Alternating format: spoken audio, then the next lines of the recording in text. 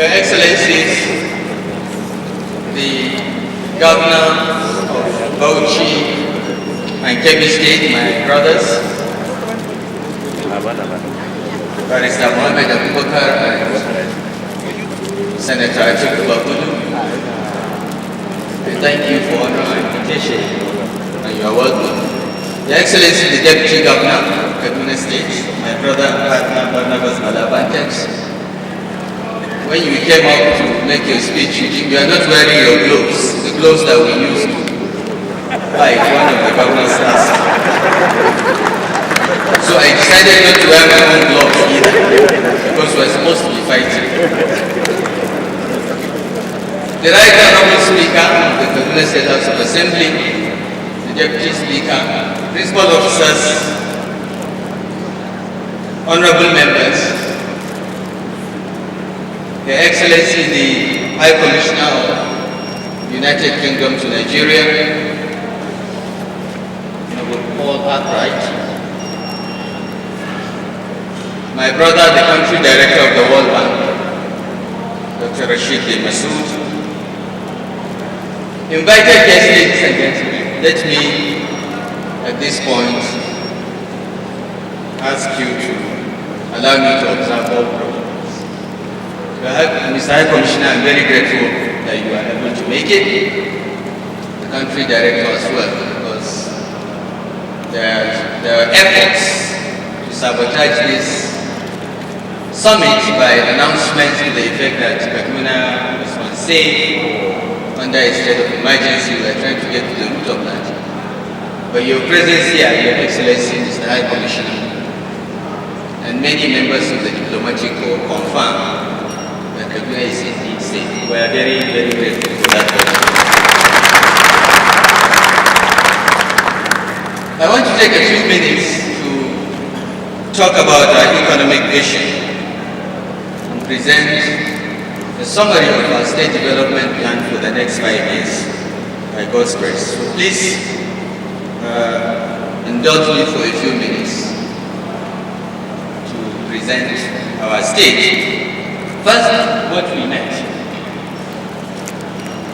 The Kaduna state we met is one of rising insecurity, poor infrastructure, and unconvincing policies that deterred investments. We're dealing with issues like cattle rustling, high rates of robberies, and the risk of insurgents attacking Kaduna at any time. We had incessant killings in the southern part of the state, and indeed, the very day I was sworn in, on Friday, I had to convene an emergency security council meeting on Saturday, because on that day, that evening, some people were killed in the southern part of our state. Our agriculture was mired in low productivity and needed significant interventions. Our state, which was once referred to as the Manchester of Nigeria because we had more textile farms than any part of the country, had lost more than 70% of economic activities over the last decade. But more than that, the subnational rankings of doing business in Nigeria placed Kaduna State at the bottom of the table. Kaduna State became a very difficult place to do business. To start a business, to register a business, to obtain approvals for development, and to obtain certificates of occupancy. Our ranking was very low. The only area that we were doing relatively better was resolving commercial disputes, where our judiciary was ranked one of the best 5 in the country. This is the Kaduna we met.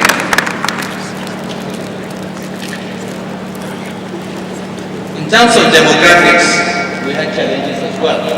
60% of our population lives in poverty, and in the Northwest Zone, among the 7 states, we are second poorest in the Northwest.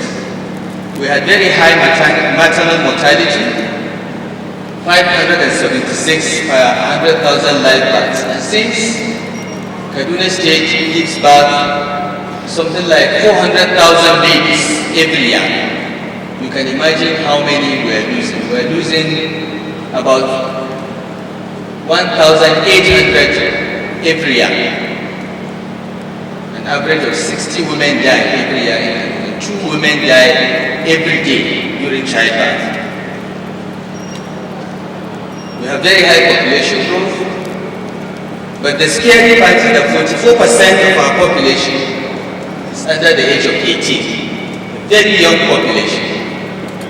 88% of the population is below the age of 35. So the biggest challenge we face in Kaduna is the demographic risk and the need to provide jobs for this young demographic. We had very high infant mortality as well. Out of every 1,000 live births, we lose 95 babies. And 80% of our primary schools are dilapidated, lacking windows, doors, roofs, toilets, water, and 90% of all our primary schools had no furniture at all. Our students, our pupils were sitting on the floor, still sitting on the floor to take lessons. One wonders what the PTP was doing in 16 years in the area of education. So this is what we met. And the challenges were huge, but we had been elected and we have to do something about it. So what have we done so far? We are guided philosophically by this paragraph: to restore the purpose of government as an enabler of the best that is in our people, a facilitator of their dreams, a prudent manager of their resources, and a guarantor of the peace, order, and security that they require to thrive. This was also what we put at the basic philosophy of our administration. And we then began to attack what we felt were the problems. This slide summarizes everything, and I'll go through it very quickly. What we found when we came in was that 80% of the resources of the state were used for personnel costs and allowances of public officers. We had to reverse that. We also found that only 26% of the budget, capital budget, which is the real investment to make our state work, was being implemented in 2014, and only 38% in 2015. And the 38% jump was because we took over in June and started investing in capital programs. We did not believe, and still don't, that 80% of the resources of the state should be spent on only those that work for the government. So what we did was, first we implemented zero-based budgeting. So everything for 2016 budget began on a zero base.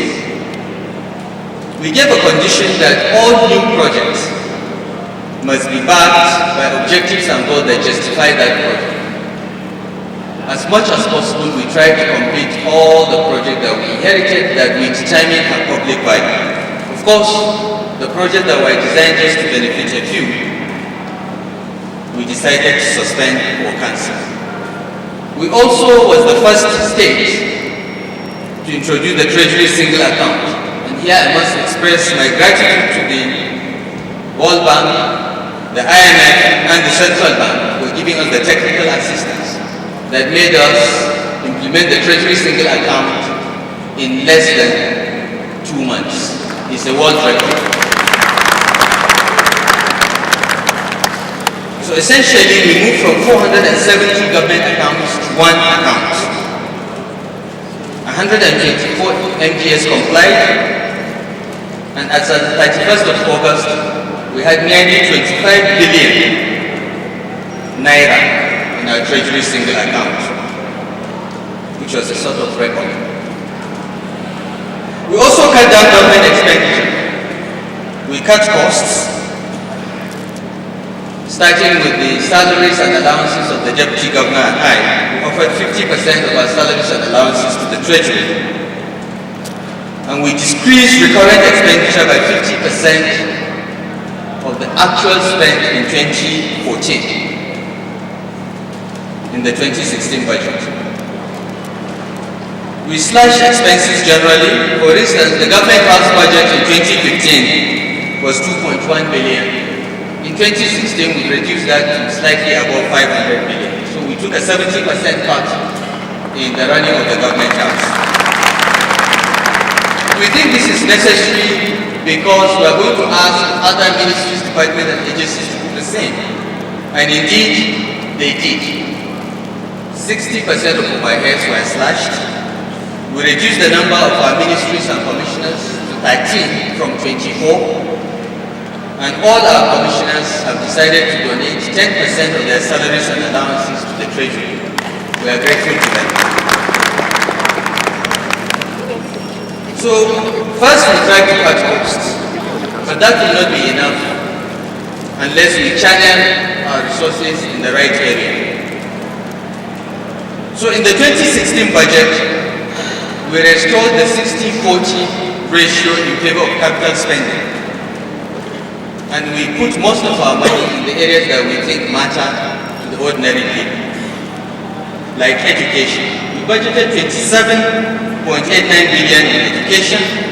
The Ministry of Education and the parastatals under it had 15 billion. Nearly 7 billion to develop our Kaduna State University. 2.1 billion to develop our College of Education, as well as an amount for the Agency for Mass Literacy. In terms of infrastructure, we budgeted 11 billion for water resources, Zaria Water Project, as well as the revival of the old water works in all our urban centers and semi-urban centers. In healthcare, we ramped up investments as well. In 2014, the entire health system in Kaduna State got only 300 million for capital investments. We've ramped up that to 6.7 billion this year, with the bulk of it going to the primary healthcare agency, where we believe that's where the investment should go. We've also ramped up investments in law and justice to ensure that our courts are computerized and our judges don't have to use long hand during proceedings, because we believe that will help in disposing of cases. So that's where we're putting our money. But in addition, we felt that we have to look at the legal and regulatory framework of the state to make investments easier, to ease the doing business for everyone, as well as raise revenues for the state. We have sent in 10 months 21 bills to the State House of Assembly. I'm happy to announce that the State House of Assembly has passed 12 of those bills. And I want to use the opportunity once again to express my appreciation to the Speaker and the members of the State House Assembly for being the most efficient, effective, and proactive legislature in Nigeria. They passed our budget on the 22nd of December. We are the only state in Nigeria that started on the 1st of January with its own budget. They have also passed all the key bills that are needed to make Kaduna State a better governed state. I'll just talk about 3 or 4 of them. The first, the establishment of the Kaduna Investment Promotion Agency. This will be a one-stop shop for investors. Anyone that wants to invest in Kaduna State can go to Kaduna Investment Promotion Agency and without moving out of there, get all his business registrations done, apply for land, and leave the office, because the Investment Promotion Agency will ensure that he gets land. Any approvals he needs from Kasuda, he can route through the Investment Promotion Agency, and they follow up for him. We don't want our businesses to be moving from one government office to another looking for approvals. The Kaduna Investment Promotion Agency is supposed to do all that on behalf of investors. We also established the Kaduna Internal Revenue Service as the only agency to collect taxes. Gone are the days that multiple agencies will harass businessmen to collect taxes. The State House of Assembly has enacted a tax law that not only codifies all taxes in one law, but also vests all authority for collection of taxes in one agency. The Kaduna Internal Revenue Service will collect all taxes on behalf of the state and local governments and remit to all local governments their due. We've already begun to see results because in December 2015, we collected only 224 million naira in taxes. But by January 2016, we had collected over 1.2 billion. And our hope is that before the end of this year, we'll be moving towards 4 billion naira a month. Because we are blocking leakages, all tax collections must not be in cash or in any form other than electronic or through the banks. Then we established the Kaduna Geographic Information System as an agency to replace the Ministry of Lands. All geospatial information, every matter to do with land is now in one agency. You apply to that one agency, you get all the information, and you get your certificate of occupancy in no time. We want to cut down the time it takes to get a certificate of occupancy from 3 years to not more than 90 days, 3 months. We will achieve that before the end of the year. We are also committed to giving governor's consent under the Land Use Act within 30 days maximum. So any investor that wants governor's consent to assign land or mortgage or alienate land in any way, by God's grace, this year in this state, we get it within 30 days. We also reformed our pension system. We have a contributory pension law that improves on and repeals the 2007 pension reforms law, which has not quite worked. With the contributory pension scheme, we now know that all our civil servants and all those that work for the state government will be assured of their pensions and gratuity. We inherited the gratuity and pension areas of 14.8 billion. We have borrowed money from the central bank to settle those arrears. We are just going through the process of verification for all pensioners, and then we'll settle all the gratuities and all the gaps the contributory pensions need. The Kaduna State House of Assembly has also passed two very important laws to make business function even better in Kaduna. The Public Finance Management and Control Law is a new law that we drafted with the help of DFID to improve our public finances. This law entrenches the Treasury Single Account as the only recognized account for all revenues of the state government. We were operating with the 1958 law, but thanks to the Kaduna State House of Assembly, we now have a law tailored for the 21st century, and our public finance management, I think, will be among the best in the country. Finally, the Kaduna Master Plan of 1967 was revised and updated in 2010 by the previous administration. The Kaduna State House of Assembly has passed a law to give legal backing to that master plan and to authorize the government to remove any structure that violates the Kaduna Master Plan. I want to again express our appreciation to the State House of Assembly for an excellent job in making Kaduna business environment even better.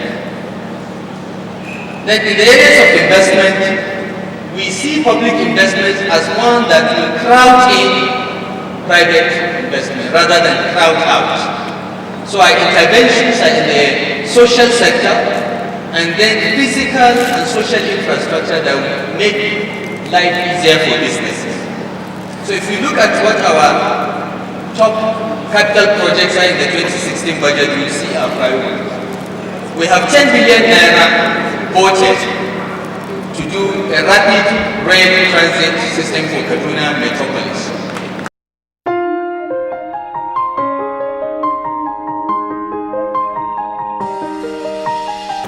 We are also investing about 5 billion naira to complete the Kurara power plant, which is 30 megawatts, that will bring electricity direct to Kaduna Kapuri industrial area. So all our industries in that area will have reliable 100% 24/7 electricity with no interruptions. We're also collaborating with the federal government to take over and complete the 250 megawatt Uganda power plant, which will add more electricity to Kaduna State, and perhaps we will not have power cuts in this stage by the time this project is brought on stream. So we borrowed 7.5 billion from the Central Bank Power Intervention Fund to fund this project. We're also investing in a new water treatment plant in Zaria, which is our second largest city, that will produce 150 million liters per day, not only for Zaria but for 7 other local governments around Zaria. We're spending 2.27 billion naira to complete the computerization of our land register. The Kaduna Geographic Information System has started, and from April this month, we will start signing new certificates of occupancy that are computerized, electronic, and fraud-proof. We're also going to launch a program to recertify all titles issued in Kaduna State from the creation of Kaduna in 1917. We hope that will ensure the integrity of titles, but in addition, will make it easier for people to transfer their titles. So every farmland will be given a certificate of occupancy so that you can go to the bank, use it as collateral to raise money. We are spending 10 billion naira as nutrition intervention to feed our primary school pupils. We have 1.8 million children in our primary schools, including Nasir, and we are spending an average of 1.3 billion a month to give them a meal a day. This has been very successful. It has enhanced the attraction of children to go to school, and we are happy to inform everyone that the federal government has committed to reimbursing us 60% of this cost in this project. We have voted 3 billion naira to work on our state trunk road projects. I'm happy to inform the governor of Bauchi that that problematic road between Rahama and Saminaka is a road that connects Bauchi State and Kaduna State. Bauchi has done its bit, but Kaduna has not done its bit in 16 years. By God's grace, in the next 1 month, work will start on that 10-kilometer stretch to ensure that Bauchi and Kaduna are well connected. This is part of our Straight Trunk Roads project. We are also doing the township roads, starting with Kaduna, then we are going to move to Zaria and Kapanchan. And we've asked all our local government chairmen to ensure that their local government headquarters have decent roads. We've also put in our budget and intend to borrow 2.1 billion naira from the central bank for the Rice Anchor program. The governor of Kebbi State is our leader in the governor's code in the area of rice production, and we are following in his footsteps to ensure that the parts of Kaduna State that can produce as much rice as they can. The Anchor borrowing program enables the state government to access funds from the central bank at 1% interest to lend on to the farmers. The state government has decided that our farmers will get this money interest-free. So we have put in the budget the interest component of the Anchor borrowing program so that we pay the interest, the farmers will pay the interest. We are also doing 5 billion naira for ginger production in Kaduna. We are putting 5 billion naira to triple ginger production. We have the best ginger in the world, and we want to triple the production. We are putting another 5 billion for the Rice Anchor borrowing program, and we have identified 6 crops that we are going to borrow from the central bank under the Anchor borrowing program to make sure we boost production. Corn, that is maize, ginger, tomatoes, soya beans, sorghum, and I've forgotten the last one, but there are 6 that we identified.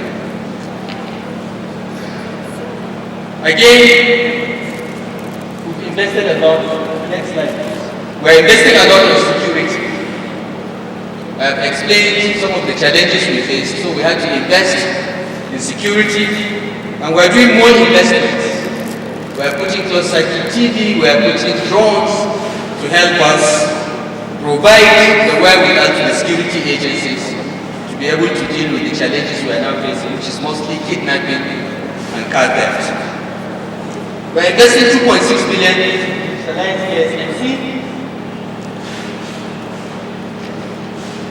to select the Kaduna State Media Corporation to ensure that the entire state is covered, and we meet up with the federal government program of digitalization by next year.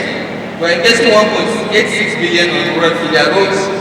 We are also experimenting with giving our senior secondary school students tablets to be used in the teaching. Then we have not measured the effectiveness of this program, so we'll pilot a few schools, 6 schools in the first instance, give them tablets from SS2 and see whether that will improve their performance in NECO and WAEC before we mainstream it across the state. We're investing 1 billion naira in housing infrastructure and another billion to buy furniture for our secondary schools, as well as another 1 billion naira for gender power. So this is where we're putting most of our money, and the State House of Assembly has appropriated this. The challenge we have now is to find the money to be able to implement these programs in the face of dwindling oil prices. So where are we going? Where we are going is to have a holistic look at the state and do a 5-year plan. Because annual budgeting doesn't quite address the need for development, because most projects last more than 1 year. And indeed, most serious infrastructure projects or the social investment projects last 3 to 4, sometimes 5 years. Our RED project is going to take 2 to 3 years to build, for instance. So we have to have a holistic look.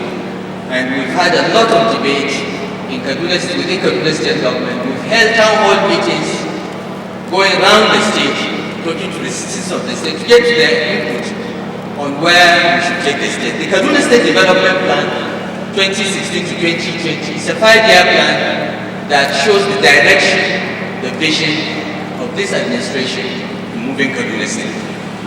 The plan is focused on delivering on jobs, social justice and prosperity. Jobs, because we have a huge youthful population, and it's either we find jobs for them or they will let us sleep well at night. Social justice, because that's what our party stands for.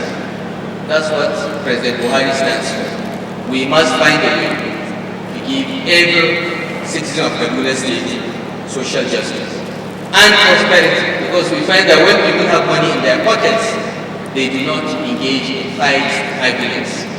Poverty is at the root of some of the challenges we have: intolerance, insurgency, and so on and so forth. So these 3 issues are what the State Development Plan is designed to address: jobs, social justice, and prosperity. And our hope is that by 2020, under the next APC government, whether we're in office or not, we think APC is going to win the next election. Kaduna State will be a state where there is abundant economic opportunities and prosperity, social inclusion, peace and security, good governance, and improved quality of lives of the citizens. This is where we hope to take Kaduna State to. Kaduna State in the year 2020, we hope, will be a destination for business investment and a food basket for the entire northern Nigeria. It will be a state where all citizens have access to quality healthcare and education, provided mostly by the public sector. Because we believe strongly that education and healthcare should be largely in the purview of the public sector, so that every citizen have access to education, have access to healthcare. We do not want poverty to be the cause of death of a woman during childbirth. We do not want poverty to be the cause of illiteracy of our young people just because they cannot go to school, or their parents cannot pay school fees, or their parents cannot give them money to feed in school. This is why we have free education, free basic education, and free school feeding in our primary schools. We want and hope Kaduna State will be a state where all citizens will live and move freely without fear of harm. And to do so, we undertake to provide a transparent and accountable government with a highly motivated and efficient civil service. We want to spend the next few years ensuring that our civil service is among the best in Nigeria. That is the most important legacy we leave behind. And to do so, we have to weed out the bad eggs and ensure that the good ones are encouraged, trained, and paid better. Our civil servants are not paid well enough, and we are going to work on ensuring they are paid better.